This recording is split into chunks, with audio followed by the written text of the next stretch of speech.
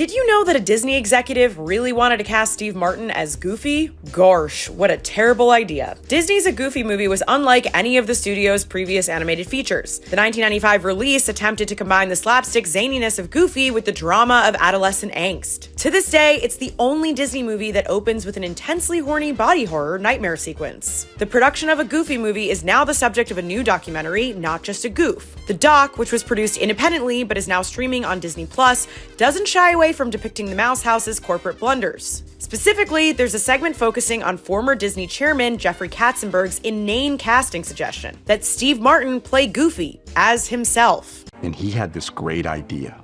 What if Steve Martin were Goofy? Wouldn't that be fabulous?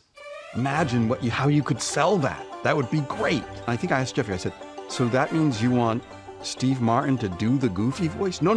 He's going to use his own voice so that we know who he is. Obviously, this made zero sense considering that the movie was a follow-up to a pre-existing TV series starring a character whose speaking voice was established in the 1930s. Director Kevin Lima thought this was a terrible idea but couldn't shoot it down outright because Jeffrey was the boss. So Lima set out to prove to Katzenberg that this approach was a bad idea. Instead of paying for Steve Martin, he had Bill Farmer, the voice of Goofy, record several scenes using his natural non-goof voice. Unfortunately, the actor had a complete meltdown over the studio's criticisms.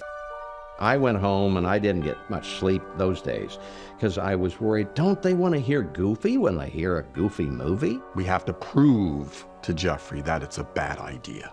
So we did several days of recording in my voice. When Katzenberg was shown the resulting footage, pairing Goofy animation with the sound of a regular dude talking, he did a complete 180, and thankfully, they didn't do it. And the Goofy movie was saved.